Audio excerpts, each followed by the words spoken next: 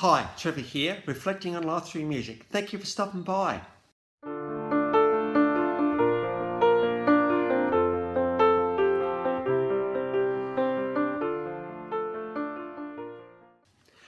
Well, coming again today, you're very, very welcome. I trust you enjoyed my last video on the Jonas Brothers.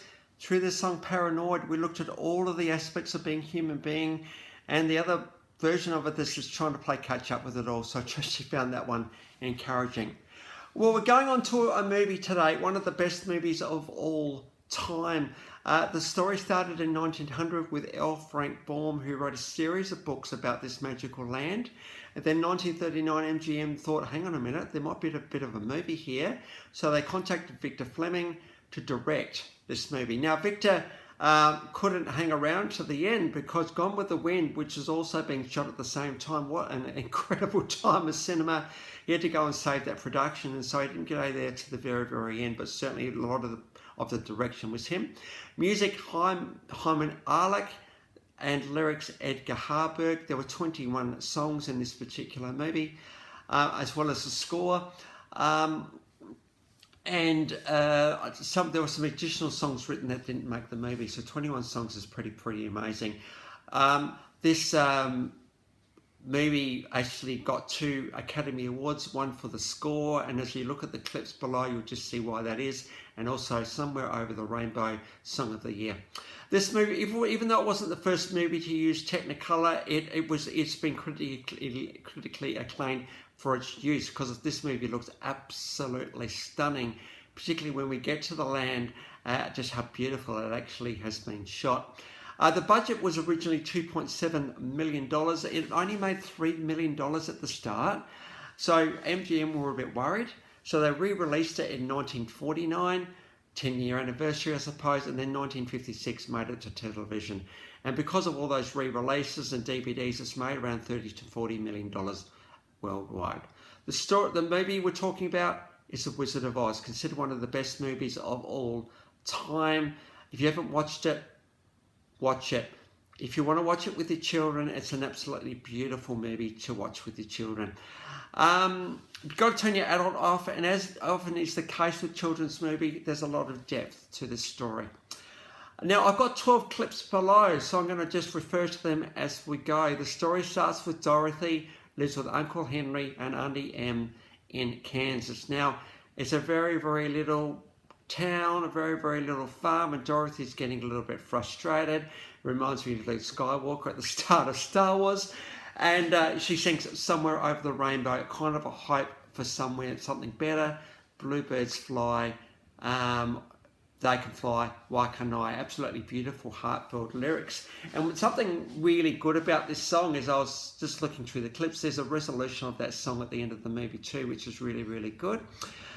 So we've got to have Dorothy singing Somewhere Over the Rainbow. Of course, as I said, that song won an Academy Award for Best Original Song. But there was a bit of frustration happening. Dorothy did one bit of wandering and a few other bits and pieces, and at one point her dog Toto bites Amelia Gulch, the neighbour next door. She's obviously not very, very happy about that. I mean, who'd want to get bitten by a dog? Not very nice. A bit of out of character for Toto. She probably scared him a little bit, I'm guessing. She gets an order from the sheriff to have Toto taken away. Now, of course, this does not go down very, very well with Dorothy, but what can you do when there's a sheriff's order? And so there's a scene where she comes and confronts the family and says, hey, I'm taking Toto, here's the basket. Well, this leads to a bit of an escape, and Dorothy finds herself asleep one night, and the house suddenly gets whisked away by a tornado. Now, isn't it interesting, when life, sometimes we need something dramatic to happen to actually bring us out of our sleep. No, we wobble along, and then something dramatic happens, and we find ourselves in a place of adventure. And this is certainly what happened with Dorothy, because she finds herself landing in Oz. Now, very unfortunate seeing this one, because when the house lands in Oz, she lands on the Wicked Witch of the East, and the witch is killed. The only thing that remains are the ruby slippers, and so at that point, but she is met initially by Glinda, the wicked, the nice witch, and the whole witches are ugly. No, they're not, because look at me, that whole thing, and she also gets introduced to the fact that there is a Wicked Witch of the West, which is the Wicked Witch of the East's sister. Now, the Wicked Witch of the West will be the villain of this story, and beautifully portrayed, by the way, by Margaret Hamilton. And so the scene is set for Dorothy, who is in a land where she doesn't know where she is. We've got somebody after her already. We've got the Munchkins, who are really just so cute. We've got the Lollipop Guild and all sorts of things going on there. And Glinda says, well, you know what? You're going to have to go to the Great Wizard of Oz. So the expectations are high about this great wizard right from the start. And you're going to have to follow the Yellow Brick Road. So we got below the clip with the ruby slippers, and we've also the clip of everybody singing "Follow the Yellow Brick Road." Follow, follow, follow, follow, follow the Yellow Brick Road. Now the Yellow Brick Road is pretty clear. It's pretty obvious where it is, and it just happened to start in Munchkin Land. Funny about that, but you know what? What's required at the start of the journey? Oh well, a step. Dorothy needs to take a step at the point. And in this particular movie, the route is obvious. It's clear where to go, except for a couple of bits actually. But it's clear, and so Dorothy needs to take that step. She could have stayed in Munchkin Land actually, because it was quite a happy place. But you know, there was work that needed to be done, and things needed to be resolved, and you can't stay in one place if things need to be resolved. So we've got Follow the Yellow Brick Road. And you'll notice in this particular clip, there's a bit of a highlight of the Over the Rainbow melody coming through there. This is the clever thing about scores. Now, she meets three people along the way, all with differing needs. We've got the Scarecrow, very beautifully played by Ray Bolger. Just watch the clip below where he gets let loose, and all the falling and the looseness that this guy's got. This guy was a vaudeville veteran by this point. Scarecrow was after a brain. Now, of course, and Dorothy says, well, you can talk, can't you? So, but you know, people can talk who don't have brains. So anyway, so we got the meeting of the Scarecrow. Then we meet the Tin Man, played by Jack Hagel. Now, the Tin Man is a bit of a love story here. He's in love with Nemi Amy, who's a servant of the Wicked Witch of the East. Now, we don't know the backstory too much here, just to know that he was out cutting wood one day and he seized up because it was raining. So, of course, what do you do to unrust a Tin Man? Well, you put oil. So here we start to see a couple of things happening with Dorothy's character. First of all, she is quite deliberate and intentional with what she's doing. Secondly, she's got compassion along the way to help. And, you know, and I think the beautiful thing about this story is the camaraderie that will actually grow between the main characters. And so, of course, she has to oil him. And he'd been holding that axe for quite a long time. And he was very, very thankful for that. Of course, what the Tin Man wanted was a heart.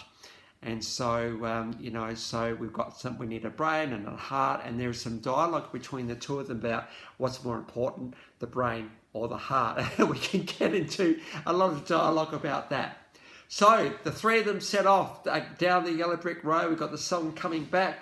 Then they meet the lion, Bert Lahr. Now, the lion comes across as your typical lion. You know, I'm going to get you, I'm going to eat you, I can beat you with my eyes closed and all of that. But he's actually as timid as a mouse. And Dorothy again brings that out of him in a very, very innocent way. Says, hey, you're just mean. Oh, don't hit me, don't hit me. So, and what does the lion need? The lion needs courage. And so the three of them head off towards the Emerald City, which is an absolutely beautiful place when you see it for the first time.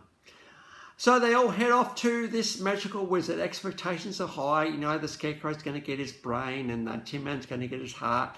The Lion's going to get his courage, and Dorothy's going to go home. So expectations are very, very high. So they go into the wizard's room, and the wizard is he's almost a bit mean and nasty, really, in many, many ways. Oh, while they're going to the wizard, by the way, the Wicked Witch of the West is doing everything she possibly can to stop the three from getting there. So they meet the wizard, and you know, he has a go at all of them in quite a nasty way. What do you mean you want a heart? What do you mean you want a brain? What do you mean you want courage? And you know, I've been following your story all the way along, and what do you mean? What do you mean? What do you mean? The wizard is quite mean here. Very, very mean, and it's actually Dorothy who says, hey, stop. We've come all this way. Help us. Well, the wizard says, well, you got to prove yourself, so you know what? I need you to bring the Wicked Witch of the West's broomstick. Not much to ask for, really. You just got to go into the Wicked Witch's lair with all the flying monkeys and all the rest of the stuff that's going on, and bring me her broomstick. Now, unknown to the wizard, who we'll get on to again in a little minute, this was the best thing that this little group could do. Because you know what happens when they are in the midst of struggle and trial and desperation, really, in really many ways, because, you know, to actually go into the Wicked Witch of the West is a pretty big deal. What happens? Well, the Scarecrow becomes the leader, so he gets his brain. The Lion, who is engulfed in this kind of rescuing thing, gets courage. And as we'll find later, the Tin Man's heart starts to grow. And so we have the iconic scene where the Wicked Witch of the West is defeated. I mean, it's not easy. It's looking pretty bad for the four of them. The Scarecrow starts to get some really clever ideas around how it can deal with all of the armed monkeys. And of course, the Scarecrow also is set on fire, but only a little bit, and Dorothy, unknown to her, splashes water. This is just what Dorothy does. She's well and truly in character here. Splashes some on the Wicked Witch of the West. Now, who would have known that water was the Wicked Witch's, that was her Achilles heel, and she melts. I'm melting. And so, with expectations still quite high at this point, they go back to the Wizard of Oz. Now, the wizard has been caught out, basically, and we discover that the wizard himself had also come from Kansas in a balloon.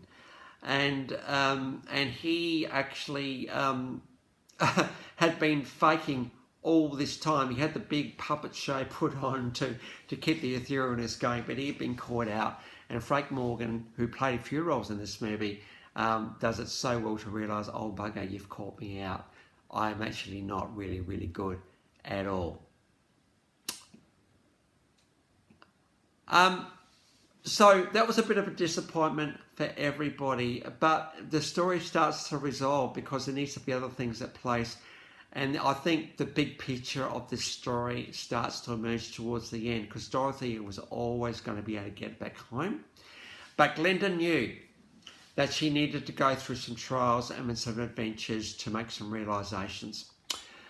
And so we got the scene at the end where Dorothy says goodbye. Now, this is quite a touching scene. We've got Dorothy talking to the Tin Man, who is crying.